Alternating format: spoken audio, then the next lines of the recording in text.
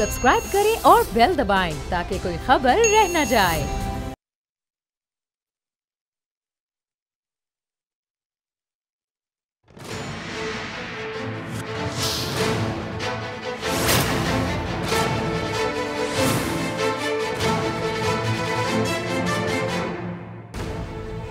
अस्सलाम वालेकुम, मैं नूरुल आरफीन सिद्दीकी और आप देख रहे हैं मेरी जंग।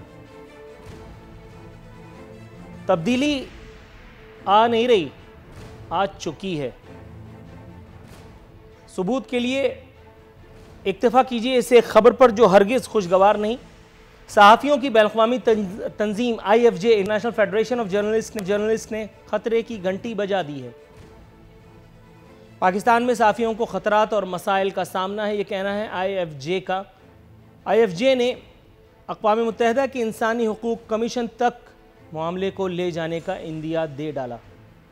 याद रहे कि ऐसा उन अदवार में भी नहीं हुआ जब पाकिस्तान पर बकौल इमरान खान साहब चोरों, डाकुओं, लुटेरों और गासिबों की हुकूमत थी। जेरेमी डियर साहब जो चैंपियन है IFJ के, उन्होंने पाकिस्तान में आज़ादी सहाफ़त की सूरत हाल को संगीन तरीन करार दे दिया। अब लाजिम है हुकूमत वक्त पर कि जेरेमी डियर के खिलाफ भी गद्दारी का कोई माकूल सा मुकदमा ठोक ही डाले, और वो भी बैनुल-अक़वामी अदालत इंसाफ में। जेरेमी का कहना है कि कई माह तक मीडिया वर्कर्स को तनख्वाहें मुयस्सर नहीं आती। गोया इंसाफी अहद में अपनी बेइंसाफियां पूरे उरूज पर हैं। उधर चौधरी शुजात साहब ने न जाने कौन सी दुश्मनी निकाली है खान साहब से। उन्होंने खान साहब को एक मुफ्त मशवरा दे डाला है, जबकि वो जानते हैं कि कम ही मशवरे होते हैं जिन्हें खान साहब की बारगाह में शर्फ बारियाबी या कबूलियत नसीब होती है। चौधरी साहब फरमा रहे हैं कि इमरान खान चापलूसों और चुगलखोरों से दूर रहें। गोया उन्होंने काबीना के अक्सरियत वज़रा की छुट्टी का बहाना बना डाला है। चौधरी शुजात साहब कहते हैं कि इमरान खान के इर्द गिर्द के लोग हुकूमत चलने नहीं देना चाहते। सर, मज़े की बात यह कि ये बात खान साहब को पता है, और दूसरी मज़े की बात यह कि अक्सर लोगों को, तज़कियाकारों को या मीडिया को, या शायद कुछ सेगमेंट्स ऑफ द मीडिया को ऐसा लगता है कि खान साहब या उनकी हुकूमत नहीं चाहती कि ये हुकूमत अपने टेन्योर को पूरा करे। दूसरी जानिब बिलावल भुट्टो जरदारी साहब ने अपनी एक हसरत नातमाम का अहाता फरमाया है। कहते हैं कि चाहता हूं मौका मिलते ही हुकूमत गिरा दूं। इस पे मुझे वो लतीफ़ा याद आ गया कि जब एक बड़े से शॉपिंग सेंटर में एक आदमी कभी इधर देखता था कभी उधर, चौकीदार ने उससे पूछा क्या चाहते हो? उसने कहा मौका। बड़ी मासूमाना सी ख्वाहिश थी बिलावल भुट्टो की, चाहता हूं मौका मिलते ही। ये चाहत ही तो पूरी नहीं हो रही आपकी, वरना अब तक तो बारी लग गई होती। कभी छक्का 3 नून लीग, कभी छक्का 2 पीपल्स पार्टी, अब छक्का ही छक्का है, तो फिर जाहिर है कि तहरीक इंसाफ। फरमा रहे थे कि पाकिस्तान में इंसानी हुकूक की पामाली हो रही है। अच्छा, ये भी ठीक है। पूछना ये था कि जब पप्पा जानी के दौर में इंसानी हुकूक की नहीं, इंसानों के साथ फुटबॉल खेली जा रही थी, कराची में एक दिन में 100 खिलाड़ियों को रोजाना जबरदस्ती अल्लाह मियां के पास भेज दिया जाता था, वो भी तो इंसान ही थे। सिर्फ वो पीपल्स पार्टी वाले नहीं होंगे मेरा ख्याल है, इसलिए आपको बुरा नहीं लगा।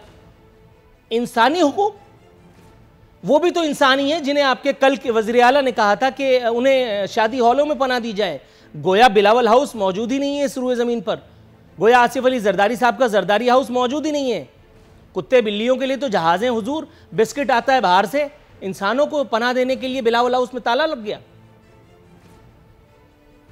फरमा रहे, हैरान हूं कि इमरान खान को पंजाब उस्मान बुज़दार को सौंप देने के बाद नींद कैसे आती है। अच्छा सवाल है, इसके 2 नंबर, सफाई का 1 नंबर और मिला करके मैं आपको जवाब देता हूं। उनको बिल्कुल वैसे ही नींद आती है जैसे पप्पा जानी को सिंध की अनाने इख्तिदार उस वक्त के उस्मान बुज़दार, कायम अली शाह, उनको बिला वजह का नाम निहाद वज़ीर आला बना करके नींद आया करती थी, और टनाटन आती थी। बल्कि उनको तो इतनी नींद आती थी कि उनको जगाना पड़ता था कि सर जागने का टाइम हो गया। दूसरी जानिब एहतिसाब का मजीद धड़म तख्ता हुआ है। वो जो कहा करते थे कि लूटी हुई रकम वापस लाएंगे, अब कभी रुमाल में, कभी तौलिए में और कभी किसी अखबार के पीछे अपना मुंह छुपाते फिर रहे हैं। भला कैसे? वो जिससे लूटी हुई रकम वसूल करनी थी उसे उल्टा दे करके जान छुड़ानी पड़ रही है। भला नाम है उनका फवाद हसन फवाद साहब।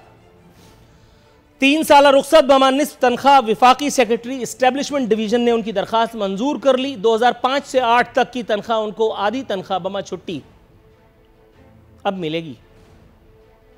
याद रहे कि खजाने को नुकसान पहुंचाने के इल्जाम पहले ही गलत साबित हो चुके। इसी तरह की कुछ बेसरूपा खबरों पर तबसरे के लिए आज मेरे साथ मौजूद हैं मलिक नदीम अब्बास, ताल्लुक़ है पाकिस्तान तहरीक इंसाफ, मोहतरमा शाहिदा रहमानी साहिबा, ताल्लुक़ है पाकिस्तान पीपल्स पार्टी, और मोहतरमा रुमीना खुर्शीद आलम साहिबा, पाकिस्तान मुस्लिम लीग नवाज से। नदीम अब्बास बारा साहब, मैं अपने कंधों पर क्यों रखूं? रऊफ क्लासरा साहब, इक़्तिबास पेश खिदमत है, करनी तो आपने अपनी मर्जी ही है।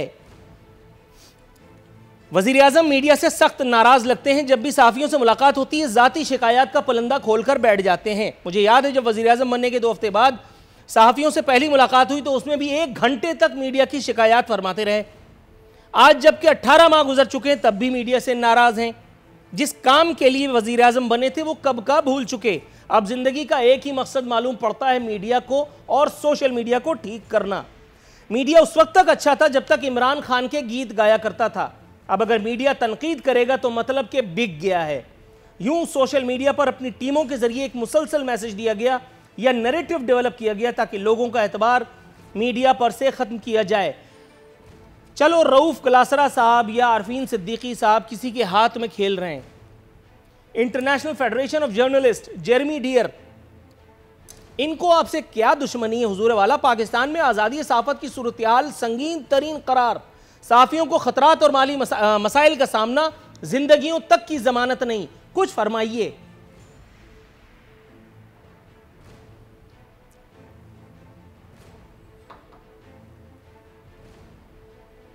बिस्मिल्लाहिर्रहमानिर्रहीम। हेलो हुजूर वाला, बिस्मिल्लाह की आगे फरमाइए, मैं सुन रहा हूँ, हमतन गोश हूँ। आप जी नूरुल आरिफीन साहब, आपने बहुत अच्छी जो एक पूरी गुफ्तगू की है उसमें मुझे कहीं ऐसी कोई चीज़ नज़र नहीं आई इससे पहले कि आज आप माशाल्लाह जिस तरह से आप बोल रहे हैं और आप अपने बोलचाल में कुछ थोड़ा सा ख्याल भी नहीं करते कि शायद आप जिस वक्त फरमा रहे थे कि इमरान खान की बारगाह आपको पता होना चाहिए कि बारगाह सिर्फ़ अल्लाह की है और वहाँ हर एक ने पेश होना है और अल्लाह ताला हर एक को, आपको भी और मुझे भी वहाँ सुरखरू करे। बाकी इमरान खान की बारगाह कोई नहीं है, वो पाकिस्तान के वज़ीर आज़म है और इस हवाले से वो पाकिस्तान को आगे लेकर निकल रहे हैं। बाकी रहा आपने IFG की बात की है, मुझे बताएं आज तक मीडिया के किस प्रोग्राम को हमने रोका है? हमने कौन सी ऐसी हरकत की है कि जिससे मीडिया की आज़ादी को जो है वो दो मरतबा तो मुझे पर, एक मरतबा तो मुझे पर पाबंदी लग चुकी है। अब बताइए, मैं बड़े बड़े प्रोग्रामों पे तो जाता ही नहीं, मैं तो बहुत छोटा सा आदमी हूँ। नहीं, मैं आपको आपसे ये कि आप बाज़ दफ़ा अपनी बातों में इस तरह आगे निकल जाते हैं कि आपको पता नहीं चलता कि आप क्या बात करने जा रहे हैं। आपको मैं अभी एक आपका एक जो गुफ्तगू उसमें से एक आप वो तो आपने इसलिए किया ना क्योंकि जाहिर है कि आपने देख लिया था कि सवाल जरा खतरनाक है, वो मैं समझ रहा हूँ। जेरेमी डियर पे आ जाइए। चलिए, मैं तो रांदा दरगाह सवाल क्या आपने कौन सा सवाल कर दिया है मुझसे? ये एक आज़ादी सहाफ़त का आप सवाल कर रहे हैं, ये कौन सा इतना मुश्किल सवाल है जब मुझसे जवाब नहीं दिया जाएगा? सर जवाब दीजिए ना। सहाफ़ियों को मुकम्मल हकूक़ हासिल हैं। हर सहाफ़ी अपनी मर्ज़ी के मुताबिक कभी इमरान खान की तनख्वाह बढ़ा देते हैं, उनको हमें पता भी नहीं होता कि उसकी समरी चला देते हैं। कभी उस्मान बुज़दार के ख़िलाफ़ जिस तरह प्रोपोगंडा कर दिया जाता है, उनके ऊपर कत्ल डाल दिए जाते हैं, उनके कोई ना कोई चीज़ें निकाल दी जाती हैं, उनको पता भी नहीं होता। ये आप जब से हमारी गवर्नमेंट बनी 10 दिन बाद आपने शुरू कर दिया कि 10 दिन गुजर गए, देखें PTI की कोई इन्होंने कारकर्दगी नहीं दिखाई, 1 महीना गुजर गया कोई कारकर्दगी नहीं दिखाई। सर जेरेमी डियर को आपसे क्या दुश्मनी है कि जो काम आरफीन सिद्दीकी पर थोप रहे हैं आप? चलिए, मैं आपकी मजबूरी समझता हूँ। हुजूर वाला, जेरेमी डियर को क्या ऐसी आफत आई थी कि उसने आपकी हुकूमत के खिलाफ इतनी संगीन FIR कटवा दी? बिटवीन द लाइन आंसर, तीसरी मरतबा पूछ रहा हूँ। मैं कहता हूँ कि ये अगर उन्होंने कोई बताए ना, हकीकत में तो ऐसी कोई चीज़ है नहीं है। तो अगर कोई रिपोर्टें अपनी ऐसे इधर उधर से कोई बना देता है, इससे पीछे भी आपने देखा था रिपोर्टें जब बनी थी कि पीटीआई के गवर्नमेंट में बहुत बड़ी करप्शन हुई है, और वो जब वो पता चला तो बाद में पता चला वो 2017 की है। तो इसी तरह कोई ना कोई प्रोपोगंडा हर नए रोज़ कोई ना कोई नया प्रोपोगंडा कर दिया जाता है और हमें प्रोपोगंडों में डाला जाता है। लेकिन हम अल्हम्दुलिल्लाह पाकिस्तान के लिए पाकिस्तान की खिदमत कर रहे हैं, पाकिस्तान को आगे लेके निकल रहे हैं। आज आप देखें यूएनओ के जो सेक्रेटरी हैं वो पाकिस्तान आए, उन्होंने कश्मीर की बात की, ये हमारी कामयाबी है। शाहमूद कुरैशी साहब पूरी दुनिया में उन्होंने भारत को उलझा करके आप मुझे मेरे सवाल से नहीं हटा सकते। हालांकि कोशिश अच्छी की आपने, थोड़ा सा तवक्कुफ अगर आप रखें तो मैं अपने अगले मेहमान से निमट लूँ। मोहतरमा शाहिदा रहमानी साहिबा, मैडम पूछना ये था, बिलावल साहब ने अपनी उस हसरत नातमाम का जो अहवाल खींचा जिस पर मुझे ज़रा शदीद किस्म का एतराज़ है, उन्होंने फरमाया कि चाहता हूं कि मौका मिलते ही हुकूमत गिरा दूं। मैडम ये तो मौका मिल ही नहीं रहा, पहले दिन से कोशिश हो रही है, आखिरकार एनआरओ लेकर के और -1 फार्मूला कबूल करना पड़ा। जरदारी साहब साइड लाइन हुए, बिलावल साहब को आगे लाया गया, उसके बाद फिर रावी चैनी चैन लिखता है। कब तक ये लिखने वालों को पता होगा। दूसरी बात मैडम, आपको ये यकीन नहीं आ रहा कि पंजाब को उस्मान बुज़दार जैसे के हवाले करने के बाद खान साहब को नींद कैसे आ रही है? जिस तरह से कायम अली शाह के हवाले सिंध कर देने के बाद आसिफ अली जरदारी को आया करती थी, इसमें हैरत की क्या बात है? समझ नहीं पाया मैं। बहुत शुक्रिया आरफिन साहब, आपका अपना तज्जिया है, आप किसी को भी कुछ कह सकते हैं, क्योंकि आप हम टाइम निकाल कर अगर आपके पास आते हैं तो सबसे पहला काम है कि आप हमें और हमारी पार्टी की रिस्पेक्ट दें और उस हिसाब से सवाल करें, नंबर 1। नंबर 2 ये कि आपने कहा चेयरमैन बिलावल भुट्टो जरदारी साहब की ख्वाहिश थी, बिलावल भुट्टो साहब की वजह से ये हुकूमत चल रही है। ये उनकी सियासी बसीरत थी कि जब 2018 के इंतखाबात के नताइज आए और तमाम अपोजिशन ने पार्लियामेंट के बाइकाट का फ़ैसला किया तो उन्होंने जमहूरी और आइनी तरीक़ेकार को अपनाते हुए कहा कि नहीं, इस सिस्टम को डिरेल नहीं होने देना, इनको चांस देना चाहिए। जब ये जाहिर सिलेक्टेड हैं, लेकिन उन्होंने चांस भी दिया और आपने देखा कि अल्हम्दुलिल्लाह 1.5 साल के कलील अरसे में मौजूदा हुकूमत बुरी तरह एक्सपोज हो चुकी है, तमाम तर महाजों पे नाकाम हो चुकी है। आप उसकी कोई एक कामयाबी बता दें। ये वो सियासी बसीरत थी, ये वो आइनी, आज भी उन्होंने कहा कि हम आइनी तरीके से चाहते हैं, क्योंकि पाकिस्तान पीपल्स पार्टी पार्लियामेंट पे जमहूरियत पे बिलीव करती है, लिहाजा हमने हमेशा जमहूरी अक़दार की कदर की और यही वजह है कि जितने भी नामसाइद हालात हों, चाहे 2013 के इंतखाबात के नताइज पर हमें बहुत तहफ़्फ़ुज़ात थे, लेकिन 2018 पे भी थे, लेकिन हमने सिस्टम को डिरेल नहीं होने दिया तमाम तर नामसाइद हालात के बावजूद। तो यहाँ ये आपका जो नज़रिया है वो फेल होता है कि जी उनकी ख्वाहिश नहीं, उन्होंने कहा आइन के मुताबिक।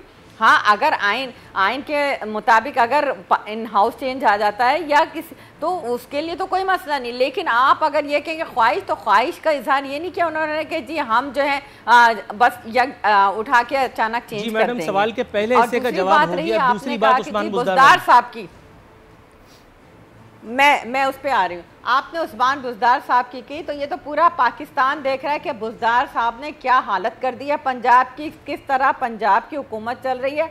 आपके अपने चैनल्स के ऊपर ही तमाम तज्जिया निगार जो हैं वो पेश करते हैं, तो जो हालत हो गई है पंजाब की, जो वहाँ की, आप लाहौर देखेंगे जो किसी वक्त एक मिसाल हुआ करता था, आज जो हालत हो गई उसके ऊपर तो बुज़दार साहब जिस तरह चला रहे, ना तो वहाँ लॉ एंड ऑर्डर की सिचुएशन बेहतर है, ना ही उन्हें पता होता है। मैडम ये बिल्कुल वैसे ही हाल है जिस तरह से आप बता रही हैं। भी दे रहे हैं एक जहां दीदा, एक सीनियर सियासतदान जो कि कायम अली शाह साहब बुजुर्ग और सीनियर सियासतदान है, और उन्होंने अपनी जिंदगी पे उन पे करप्शन की कभी कोई इल्जाम नहीं लगा। उन्होंने इंतहाई ईमानदारी के साथ, जांफिचानी के साथ अपनी पार्टी के साथ खड़े रहे हर मुश्किल। इसमें कोई दो राय नहीं है मैडम, बिल्कुल इसमें कोई दो राय नहीं है, लेकिन मोस्टली तो सो ही रहे होते थे ना, तो इसमें जहांदीदगी क्या है? मतलब सो तो मैं भी सकता हूं। बुज़दार के साथ जो है आपने एक सीनियर सियासतदान को जिनके दुनिया मिसाल देती है, आपने उनको उनके साथ किया। मुझे बड़ा अफसोस हुआ कि आरफिन साहब आपने क्या तज्जिया पेश किया। मैडम थोड़ा सा तवक्कुफ की इस्तदा है, इसलिए बहरहाल यॉर्कर ये भी हो गई। ज़रा मैं रुमीना खुर्शीद साहिबा के पास से आऊँ। मैडम जहमत की माजरत, बहुत अरसा आपको इंतज़ार करना पड़ा। ये मुझे बताइएगा, ये नमाज माफ़ कराने गए थे, रोज़े गले पड़ गए, फवाद हसन फवाद से लूटी हुई रकम तो वापस ना हो सकी, ये उल्टा उनको 3 साल की तनख्वाह देनी पड़ रही है। ये एहतसाब का जो मज़ीद धड़म तख्ता हुआ है, इस पर कुछ आप कहना चाहेंगी? सबसे पहले तो नूर बहुत शुक्रिया आपके प्रोग्राम में मदद करने के लिए, और कोई ऐसी जहमत नहीं है और ना ही कोई ऐसी माजरत की बात है। बात जहाँ तक आपने की फवाद हसन फवाद साहब की या रोज़ों की बात की, तो मैं उसके ऊपर तो खैर रोज़ों की बात नहीं करती, लेकिन देखिए जो चीज़ अदालत के अंदर हो और अदालत की तरफ से जो फैसला हो, मेरे ख्याल में उसके ऊपर कोई भी कमेंट करना तो मैं मुनासिब नहीं समझती। जो फैसला आया है डेफिनेटली उस फैसले को जिसके लिए भी आया है उसको मानना तो पड़ेगा।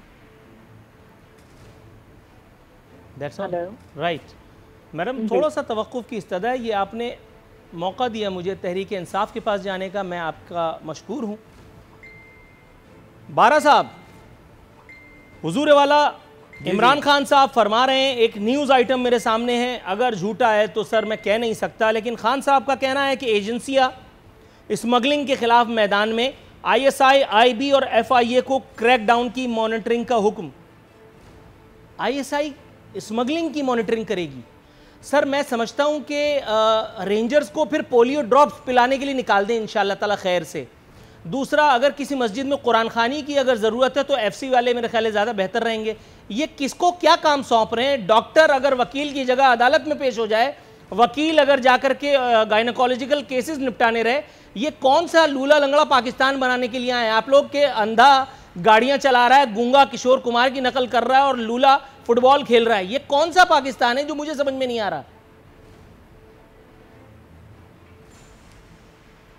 नूरुल हफ़ीज़, मैं आपसे यही पूछना चाहता हूँ कि आपको किस अदारे पे शिकायत है कि कौन सा अदारा उन्होंने गलत आगे कर दिया, या आप ISI की बात करते हैं, क्या वो पाकिस्तान के मुफाद में नहीं है? या 2 लाख फीसद है। उन्होंने जिम्मेदारी लगाई है वो पाकिस्तान के सर, वो तो फिर भी वर्दी में, मैं तो अपने आप को अल्हम्दुलिल्लाह खुशनसीब समझता हूं कि मैं बगैर वर्दी का फौजी हूं। उधर मत ले आइए, कुछ नहीं होगा। जी बताइए। आप बगैर वर्दी के फौजी हैं, हमें अवाम ने अक्सरियत के साथ वोट दे के मैदान में उतारा है और हम उनके दिफा के लिए हर टाइम हाजिर हैं और हर जगह हम मौजूद हैं। तो बाकी रहा आप ये बात कर रहे हैं कि इनकी जिम्मेदारी लगा दी है, तो मैं कहता हूँ एक कप्तान होता है अगर अदारे का या मुल्क का, वो जिस जगह जिस चीज़ की ज़रूरत महसूस करे वो वहाँ अपनी उन अदारों से, उन महकमों से अपनी खिदमात ले सकते हैं। इसमें कोई हर्ज की बात नहीं है। बिल्कुल बात आपकी दुरुस्त है। जरा थोड़ा सा तवक्कुफ अगर आप करें तो मैं आपको सवाल मजीद समझा दूं। ये बिल्कुल वैसे ही है कि जैसे सिविल सुप्रीमेसी के दावेदार जब शदीद बारिश होती है तो उनसे सड़कों पे पड़ा हुआ पानी खुश्क नहीं होता, पानी निकाला नहीं जाता, फौज को मदद के लिए आवाज देते हैं। और जब बात होती है गाना गाने की सिविल सुप्रीमेसी के, तो मोमबत्ती माफिया की मदद से पहुंच जाते हैं, जिंदाबाद मुर्दाबाद करते। अब समझ में आया? मुझे आपकी सारी बात समझ आ रही है, लेकिन मैं जो आपसे अर्ज़ कर रहा हूँ कि जो मुल्क को चलाने वाले हैं उनको मुल्क को चलाना बेहतर आता है, और दूसरी तरफ आप कह रहे हैं कि ISI, IB और FIA मुल्क को चला रहे हैं। मुल्क तो सिविल उसकी हाथ मुल्क को चला रहे हैं वज़ीर आज़म साहब। आपने फरमाया कि ये वज़ीर आज़म ने आर्डर निकाले हैं कि ये अदारे जो हैं, ये जो स्मगलिंग हो रही है उनको रोकेंगे, उनकी मॉनिटरिंग करेंगे। तो ये जिम्मेदारी किसने लगाई? जिम्मेदारी तो वज़ीर आज़म ने लगाई है। तो इसलिए मुल्क को कौन चला रहा है? जिसने ये जिम्मेदारी लगाई है। यानी ये बिल्कुल वैसी बात नहीं है कि मदरसे में हाफिज जी का दिल चाहा तो एक लड़के से कहा जाओ मुर्गा आज सो रहा है, मीनार पे चढ़ के बांग दे दो। तो चूंकि हाफिज जी ने ड्यूटी लगाई थी तो मस्त है। करते हैं बार बार आप उस्मान बुज़दार साहब की बात कर रहे हैं। उस्मान बुज़दार साहब वो हैं जिन्होंने पंजाब को एक थोड़ा सा तवक्कुफ कीजिए, मैं खुद भी कंफ्यूज हो गया हूं। मैंने उस्मान बुज़दार की बात कब की? मेरी ये मजाल, मैं तो इमरान खान साहब, ISI और हाफिज जी की बात कर रहा था। आप वहां कहां चले गए? मेरी बहन बात कर रही थी कि हम भाई को तो निमट लें, बहन को छोड़िए ना, भाई की तरफ आए ना, बहन को छोड़िए। जी जी सर आप कंफ्यूज आए में, थोड़ा सा पानी पीजिए, मैं आपकी तरफ आता हूँ। मोहतरमा शाहिदा द ग्रेट रहमानी साहिबा, एक अजीब सी खबर है, मुझे अपने इंसान होने पर शुबा सा हो रहा है। कराची में 15 लाख कुत्तों के लिए 97 करोड़ मंजूर। कुत्तों के लिए 97 करोड़, इंसानों को 100 रुपए का नोट दिखाते हुए यहां जान जाती है। मैडम खबर बता रही है कि कुत्तों की नसबंदी होगी और टीके लगाए जाएंगे, यानी गोया पहले कुत्तों से मुज़ाकरात किए जाएं, उन्हें समझाया जाए कि भाई इंसान को काटना निहायत ख़राब बात होती है, आपको ये चीज़ शोभा नहीं देती। फिर अगर वो मान गया तो फिर आपने उसके पीछे से आकर के और उसको हल्का सा टीका दे दिया, अगर मुज़ाकरात कामयाब हुए, नहीं तो फिर आपको ही जिना अस्पताल जाना पड़ेगा। सीमी जमाली साहिबा फरमाती हैं, आखिर तस्दीक कैसे होगी कि कुत्तों की नसबंदी हुई और टीके लगे? कुत्तों को लगे या नहीं लगे, यह तय है कि अवाम पाकिस्तान को जरूर 97 करोड़ का और कौमी खजाने को टीका लग जाएगा। क्या कहती हैं मैडम? देखिए आरफीन, सबसे पहले तो ये जो सिंध गवर्नमेंट का मैटर है और जिसने ये प्रोजेक्ट बनाया होगा, जिस पे इम्प्लीमेंटेशन हो जो करेगा, जो माहिरीन ने इसको ज़ाहिर है एक प्रोजेक्ट होगा और उस पर काम होगा। तो ये मैं तो नहीं बता सकती थी कुत्तों को किस तरह लगाया जाएगा। आपने बड़ा अच्छा तज्ज़िया करके आपने उसका पेश कर दिया, लेकिन हक़ाइक़ इससे बिल्कुल मुख्तलिफ होते हैं। जो डिपार्टमेंट होता है वो उसके मुताबिक जो है जाहिर, अगर इतने कुत्ते हैं और कुत्तों के काटने के वाक़यात, यही तो कह रहा हूँ कि जिस डिपार्टमेंट ने ये अपनी दिहाड़ी लगाने की कोशिश की और मैंने पकड़ लिया, तो ये दिहाड़ी तो लग जाएगी, लेकिन ये कुत्ते से मुज़ाकरात कामयाब हो सकते हैं। कुत्तों को ये देखें, उसका हल भी निकाला जाता है और उसके लिए बाकायदा डिपार्टमेंट काम करता है। अब आप उसको कहेंगे टीका लगा दिया गया, नसबंदी कर दी जाएगी, मुज़ाकरात कर दिए जाएंगे, ये सब मैं समझती हूँ मुज़हका खेज बातें हैं। जिसका जो काम है वो उसको करने दें, बजाय इसके कि मैं खेज मंसूबेबंदी हो रही है, मज़हका खेज कवानीन पास हो रहे हैं, मज़हका खेज खबरें सामने आ रही हैं। अगर मैंने तबसरा फरमा दिया तो मैं ना तो उसकी स्पेशलिस्ट हूं और ना ही मुझे इसके बारे में कोई थोड़ा सा ये जवाब हो गया, जबरदस्त हो गया, बेहतरीन, कि आपको पता नहीं है, थोड़ा सा तवक्कुफ की इस्तदा है। मैडम रूमीना, इससे पहले कि ब्रेक पर जाने की कॉल दी जाए, नून लीग का महंगाई के खिलाफ तहरीक का ऐलान, दावों तक ही महदूद। तहरीक में बड़ी रुकावट नून लीग की नामुकम्मल तंजीम साजी और अंदरूनी इंतशार है। मैडम कुछ मुख्तसरन अगर आप रहनुमाई फरमाएं। बिल्कुल नूर, आपने जो बात की, मैं ये कहूँगी कि मैं इस बात की तस्दीक इस तरह से करूँगी कि ऐसा कतन कुछ नहीं कि हमने कोई इंतजार फैला हुआ है या कोई बात इस किस्म की है। नो डाउट कि हमारी जो सीनियर लीडरशिप है, एक को पकड़ते हैं, एक को छोड़ते हैं, तो दो को अंदर रखते हैं। वो सबको पता है कि वो किस किस्म का एहतसाब जो है वो ऑपोजिशन का हो रहा है, तो दैट इज द रीजन। लेकिन जहाँ तक पार्लियामेंट में आवाज़ उठाने की बात है, हम सब लोग मुख्तलिफ तरीकों के साथ जो है वो उसके ऊपर बात भी कर रहे हैं और उसी की वजह से आज आके महंगाई पे बात होना चाहिए। लेकिन अलहदा से एक चीज़ जो आप पहले भी सवाल कर रहे थे, जो यहाँ पर मौजूद है उनसे जब आप बात कर रहे थे, मैं एक बात जरूर कहूँगी कि ये वही हाल है कि जब पार्लियामेंट में बात होती है, जैसे अगर आप बात पंजाब की कर रहे हो तो जवाब सिंध का आ रहा होता है, सिंध की बात करो तो बात KPK की आ रही होती है। तो ये जब आपके पास कोई सर पैर नहीं होता तो फिर हुकूमत ऐसे ही चलती है। जिनको दुरुस्त है मैम, यहाँ आपसे तवक्कुफ की इस्तदा है, मुझे एक क्विक ब्रेक पर जाना है नाज़रीन, यहाँ वक्त एक मुख्तलिफ ब्रेक पर जाने का।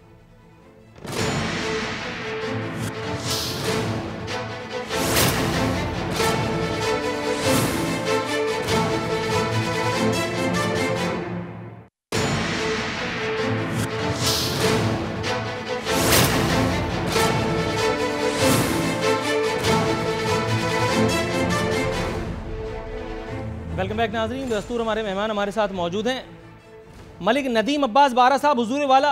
सबसे पहले जनरल नॉलेज का एक छोटा सा सवाल, मुख्तसर जवाब अगर आप इनायत करें तो फिर मैं उसी रोशनी में अपना अगला सवाल थ्रो करता हूँ। हुजूर वाला, आप BCA डालते हैं कमेटी? नहीं, वो नूरुल आरिफ ही नहीं डालते हैं, मैं नहीं डालता। अच्छा, तो ये हाल तो BC छिन जाने पे हुआ करता है अक्सर, जो आज आपका हो रहा है, पता नहीं चक्कर क्या है। बहरहाल सवाल मेरा आपसे ये था, चौधरी शुजात साहब ने ये जो वज़रा को बेरोजगार करने का नादिर शाही नुस्खा इनायत फरमाया इमरान खान साहब को नसीहत की शक्ल में, आपके ख्याल में इमरान खान साहब दरखूर इतना समझेंगे इस एक नसीहत को जिसमें उन्होंने फरमाया है कि चापलूसों और चुगलखोरों से दूर रहा जाए? हुजूर, आधी से ज़्यादा काबीना तो इसी काम पे लगी हुई है, तो फारिग हो जाएगी, तो फिर मुल्क कैसे चलेगा? एक कहता है कि इमरान साहब की मुस्कुराहट बड़ी कातिलाना है, एक कहता है कि इमरान खान साहब फलाने हैं। मतलब काम कुछ और है और बातें कुछ और हैं।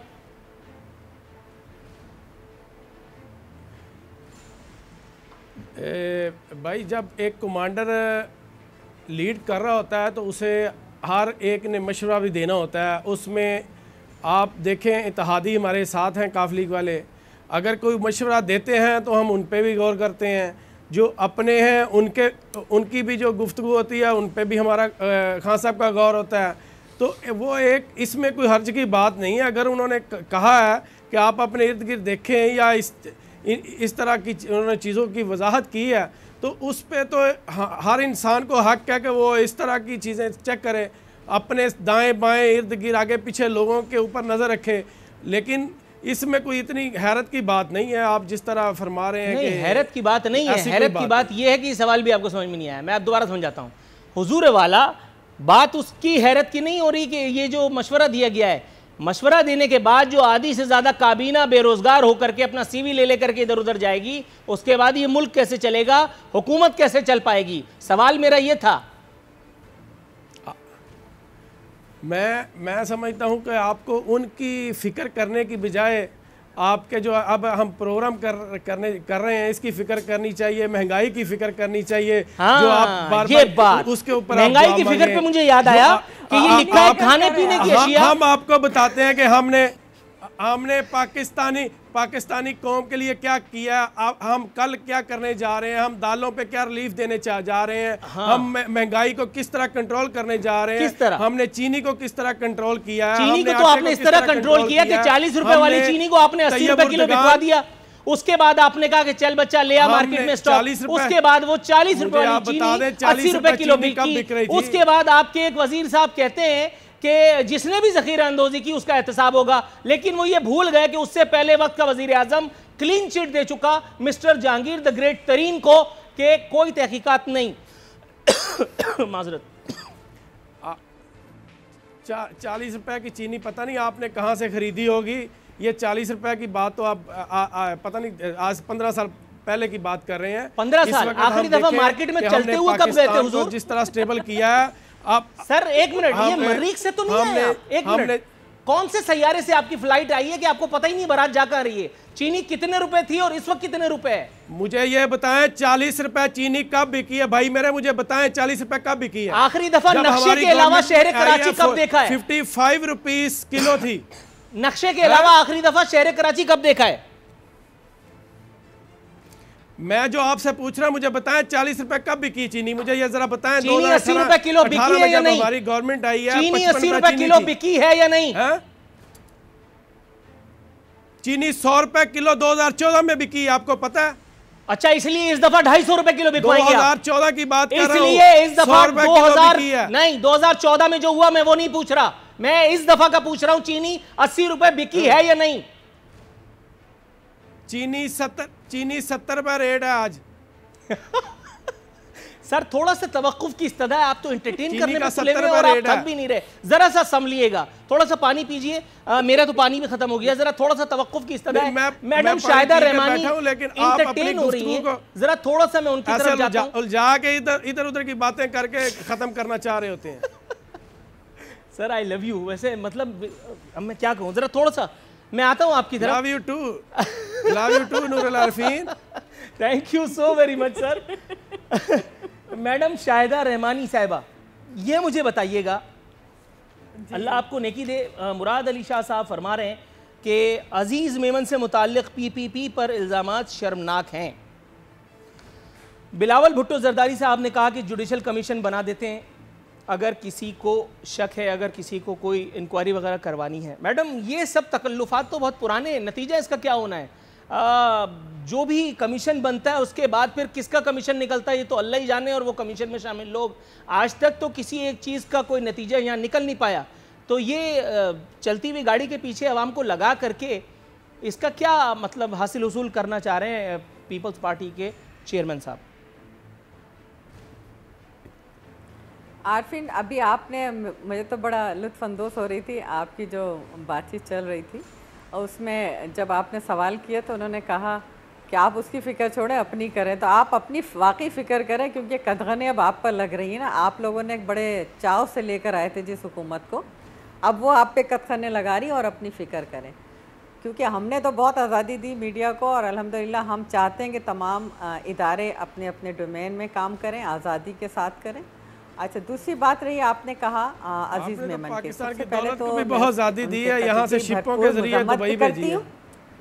सर थोड़ा सा तवक्कुफ, मैं आपकी तरफ आता हूँ, मैं भी थक गया हूँ। मैंने यही तो आप लोगों का अलमिया है कि जब आपके बात हो रही होती है हम बहुत तहम्मुल से सुन रहे होते हैं, लेकिन आपके अंदर आपकी जो क्या कहूँ, मैं कोई ऐसा लफ्ज़ नहीं कहना चाहती, बहरहाल ये आपकी आदत है। और दूसरी बात रही, आपने जहाँ तक अजीज़ मेमन साहब का कहा, उनके कत्ल की हम भरपूर मज़म्मत भी करते हैं, और मैं चाहती हूँ कि आज़ादाना बिल्कुल, हाँ, जिस तरह CM सिंध ने भी कहा, चेयरमैन बिलावल भुट्टो साहब ने भी कहा कि अगर आप चाहते हैं JIT बनाना, JIT बनाएं, आप जो चाहते हैं आज़ादाना तरीके से होना चाहिए। किसी भी इंसान का कत्ल पूरी इंसानियत के कत्ल के मुतरादिफ है। हम पीपल्स पार्टी अगर इन तमाम चीज़ों पे किसी इस तरह के हथकंडों मैडम थोड़ा सा तवक्कुफ की इस्तदा है, मैं रुबीना खुर्शीद साहिबा के पास जाऊंगा, का मीडिया ट्रायल किया गया, ब्रेक पर जाने जो जिस अंदाज से किया गया, इस वक्त तक इस तरह पीपल्स पार्टी का सबसे ज्यादा मीडिया ट्रायल किया गया, लेकिन हमने got you point Rubina Khurshid साहिबा, मैडम एक बड़ा क्रॉनिक इशू है जिस पर आपसे रहनुमाई दरकार है।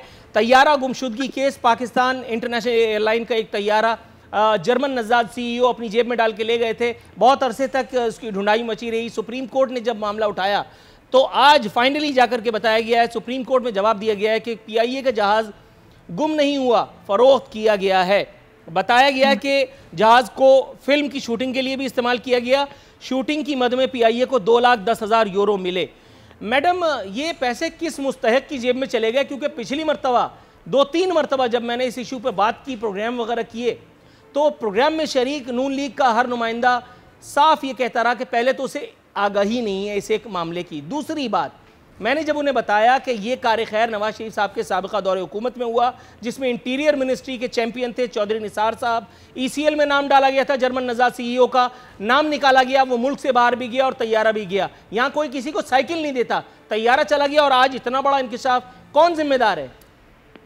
देखिए, पहली बात तो ये कि जब जहाँ तक जिम्मेदारी की बात है तो मेरा ख्याल में जब जो चीज़ होगी, जब इसके ऊपर इन्वेस्टिगेशन तब भी हुई थी और जो भी रिपोर्ट आएगी वो सबके सामने है। और मेरे ख्याल में जो कोई भी गलत करता है, फिर वो चाहे किसी भी जमात से हो, कोई भी हो, वो सजा तो डेफिनेटली पाएगा। तो ये कहना कि उस वक्त की मुनासिबत से कौन जिम्मेदार है, जिम्मेदारान जो है वो पकड़े भी जाएंगे और वो जवाब भी देंगे, और फिर वो जब जवाब देंगे वहाँ से पता भी चल जाएगा। और मेरे ख्याल में उसी वक्त आपको सबको याद होगा कि बहुत से एक्शन उस पर लिया गया था, और उस वक्त हमारी ही डेफिनेट हुकूमत, जिस तरह कंसर्न मिनिस्टर से उन्होंने बात की थी। बाकी मैं ये ज़रूर कहना चाहूँगी कि आप जिस तरह मेरे आज आपके सवाल ही और तरह से हो रहे हैं, क्योंकि दोनों तरफ जो है वो और तरह सवाल चले जाते हैं। मेरा तो वो जितना सवाल है मेरे ख्याल में उतना ही आपको जवाब दे दूँ। Right ma'am, got your point. यहाँ जाएंगे एक इमीडिएट ब्रेक पे, ब्रेक से वापस आएंगे तो अपने मंतकी की अंजाम तक पहुँचाने की एक कुछ सही करेंगे।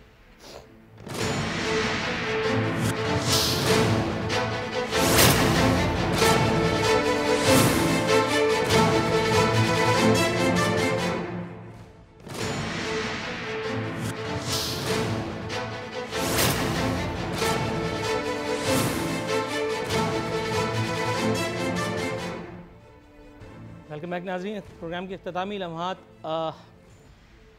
मलिक नदीम अब्बास बारा साहब, हुजूर वाला एक अच्छी खबर आपसे शेयर करता चलूँ। आप बिलावजह मुझसे शाकी हुए जाते हैं। सर देखो, हुकूमत के अच्छे कामों को मैं सराहता भी हूँ, ये एक अच्छी खबर है, आपको मुबारकबाद पेश करता हूँ। सर एहसास प्रोग्राम के तहत फाइनली लोगों को मवेशी, रिक्शे और ठेले और दीगर चीज़ें जो हैं वो मुफ्त फराहम करने का फ़ैसला किया गया है। कितना अच्छा लगेगा ना, पढ़े लिखे लोग ठेले ले करके, मुर्गियाँ ले करके, ज़रूरी आलात ले करके जाएंगे। किसी ज़माने में गो के उनके तर्ज़ हुक्मरानी से मुझे क़तई इख्तिलाफ़ रहा हमेशा से बहुत माजरत। वो तिरछी टोपी वाले जो थे अंकल शहबाज शरीफ, वो मज़ार कायद मीनार पाकिस्तान पे बैठ के तिक्का जलते थे। वो हुजूर वाला, उनके दौर में कुछ भी था स्टूडेंट्स को लैपटॉप दिया जा रहा था। उसके बाद मैंने एक तस्वीर देखी, मेरे तो 14 नहीं 114 तबक रोशन हो गए। खान साहब कौरमे की प्लेट पकड़ा रहे थे लोगों को। मतलब ये तरक्की हमारी रिवर्स गियर लेकर के क्यों हो रही है, या मुझे ही कुछ समझ में नहीं आ रहा, रहनुमाई दरकार है। ये आप ठेले की और जानवरों की जब बात कर रहे हैं, क्या बेहतर होता आप साथ ये भी बता देते कि आप अपना कारोबार जो स्कीम हमने बनाई है उसमें जिस तरह लोगों को 50,000 से लेके 50 लाख रुपए तक हम देने जा रहे हैं, वो जो मिल रहा है वो भी पढ़े लिखे लोगों के लिए वो भी ऑप्शन मौजूद है। जो अपना बिज़नेस करना चाहते हैं, कोई होटल बनाना चाहता है, कोई टक्शा बनाना चाहता है, कोई छोटा मोटा बिज़नेस खुद करना चाह रहा है, उनको भी हम दे रहे हैं।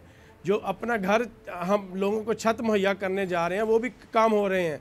इसी तरह जो पूरी दुनिया में हम अपने आप को उठा रहे हैं, जिस तरह तुर्की के सदर तैयब उर्दगान पाकिस्तान में आए, उनके साथ MOU साइन हुए, वो किस चीज़ की निशानदेही कर रहे हैं। हम तुर्की के साथ जिस तरह रिलेटेड कारोबार नौजवानों को जिस तरह बिज़नेस में और वहाँ ये काम कर रहे हैं वो भी आप बता दें। उसके अलावा आप जनरल नॉलेज की एक बात चीज़ को उठा के मुझे बताएं, जिन लोगों के पास तुर्की के सदर जो आए हैं, MOU साइन हुआ है, तो अभी तो उस बच्चे को जवान होते होते अभी तो बहुत टाइम लगेगा। अभी तो वो नर्सरी में जाएगा, नाम लिखाया जाएगा, उसके बाद फिर वो जवान होगा, फिर वो CSS करेगा, फिर अम्मा के हाथ पे लाके तनख्वाह रखेगा। ये पहले ही से बगले बजाने का, डमाडम करने का क्या मतलब है? मतलब आप मुझे कहाँ का मतलब, सर मैं कराची में पैदा हुआ हूँ। आप माशाल्लाह जब पैदा हुए, माशाल्लाह आपने पढ़ाई की, आप जब इस फील्ड में आए पहले दिन ही आप बोल न्यूज़ के ऊपर आके तो नहीं बैठ गए थे, आपने भी मुख्तलिफ जगहों के सफ़र किए हैं। तो इसी तरह जब कोई भी काम किसी को लेकर निकलते हैं तो उसका एक रास्ता तयन कर लेना चाहिए, और बेहतर रास्ता जब तजवीज़ कर लेते हैं तो माशाल्लाह वो उसकी मंजिल जो है वो अच्छी होती है। इसीलिए जो 40 साल से अगर कोताहियाँ रही हैं इंटरनेशनल लेवल पे पूरी दुनिया में, हम पाकिस्तान की इज़्ज़त अफजाई नहीं बना सके, आज हम उसको बनाने जा रहे हैं। ग्रीन पासपोर्ट की इज़्ज़त करवाने जा रहे हैं, पूरी दुनिया में अपना मौक़िफ़ लेके जा रहे हैं। बरतानिया से जोड़ा यहाँ आता है और जाते वक्त जो कमेंट्स पास करता है वो भी आपको पता है। UNO का सेक्रेटरी जब आता है और जाते वक्त कश्मीर की जो बात करता है वो भी आपको समझ आनी चाहिए। जब जावेद मियांदाद की कप्तानी में 1992 के वर्ल्ड कप के बाद टीम गई थी इंग्लैंड और वहां से शानदार तरीके से हार के वापस आई थी, जावेद मियांदाद ने कहा था, मुझे अच्छी तरह याद है, मैं 14 साल का था उस वक्त, मुझे अच्छी तरह याद है, इमरान खान साहब का एक तंजिया बयान आया था कि ये स्कूल बॉयज की तरह सर्टिफिकेट दिखाने का क्या मतलब, अच्छे डिसिप्लिन पे, मतलब शहजादा शहजादी आए और आपकी पीठ थपक के चले गए या कोई अच्छा सा सर्टिफिकेट आपको दे दिया तो आप ये समझ बैठे कि मतलब नेशनल स्केल पर आपकी कोई रिकग्निशन हो गई है। हुजूर वाला, ये टॉपिक बहुत डिबेटेबल है, थोड़ा सा तवक्कुफ की इस्तदाए में आता हूँ आपकी तरफ। मोहतरमा शाहिदा रहमानी साहिबा, कमर जमान कायरा सीनियर सियासतदान है, फरमा रहे हुकूमत का जाना ठहर गया है, लफ्ज़ गैर मुनासिब है, मुझे अंदाज़ा है, मैं इसको मोल्ड कैसे करूँ समझ नहीं आ रही। मैडम एक लफ्ज़ होता है हमारी लैंग्वेज में फाफा कुटनी, उस बेचारी से कुछ नहीं चलता तो वो जानमाज बिछा करके और बददुआएं देने लगती है, अल्लाह करे तेरी माँ मर जाए, अल्लाह करे तेरी टांग टूटे। मैडम इस तरह से हुकूमत जाएगी? एहतजाज करने की पोजीशन में आप नहीं, कुछ लोग अपने पाकिस्तान में मौजूद नहीं, कुछ मुकदमात में उलझे हुए हैं। ये कमर जमान कायरा कह रहे हैं हुकूमत जा रही है, कहाँ किसके घर जा रही है और कब जा रही है? देखिए आरफीन, बात यह है कि इस वक्त जो हुकूमत की कारकर्दगी है, अभी जिस तरह ये बयान फरमा रहे थे, इनको तो नज़र नहीं आ रहा कि सिर्फ जनवरी के महीने में 2% जो है इन्फ्लेशन रेट बढ़ा और 12 से 14 समथिंग हो गया। इसी तरीके से जो इनका टैक्स हदफ था, टारगेट था, वो कंप्लीट नहीं कर सके। इस वक्त ये बात करते हैं कि जी तुर्की के सदर आए थे, तो इनको वो भी याद होगा कि यही तुर्की के सदर जब आए थे तो आपने पार्लियामेंट का बाइकआउट किया था, यही वो सदूर थे जब आते थे तो उस वक्त आप बाइकआउट करते थे, आप सिविल नाफरमानी की तहरीक चलाने का अंदिया दिया करते थे।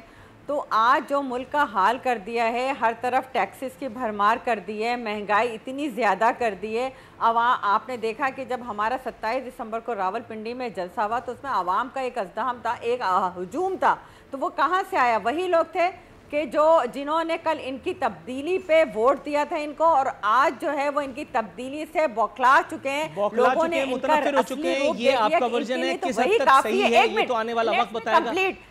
मैडम 10 सेकंड्स, मैडम 10 सेकंड्स में मुझे वाइंड अप करने की कॉल दे दी गई, जल्दी से लपेटिए, जल्दी। दरअसल बात यह है कि जो जिस तरीके से आवाम का जो इनसे मायूस हुए हैं, नाउम्मीद हुए हैं, तो अब तो वो पीपल्स पार्टी का वो दौर जब 100% तनख्वाहें बढ़ी थी, जब 100% से ज्यादा पेंशन बढ़ी थी, जब लोगों को रोजगार दिया था, मैडम शाहिदा रहमानी, दोनों मेहमानों का इंतहाई मशकूर हूं कि आपने अपनी मसरूफियत के बावजूद हमारे काला बारा साहब हुजूर आपसे एक ऑनियर मैं वादा लेना चाहता हूं, आप प्लीज़ आते रहिएगा, महीने में 1-2 दफ़ा अगर आप आ जाएंगे तो मेरे लिए ज़रा बेहतर होगा, मैं ज़रा अच्छा महसूस करूंगा। नाज़रीन, इसी के साथ हमारे प्रोग्राम का वक्त खत्म होता है। नूरुल आरिफीन सिद्दीकी और हमारी टीम को इजाज़त दीजिए। कल बशर्ते ज़िंदगी मुलाकात का शर्फ हासिल करेंगे। फ़ी अमान अल्लाह।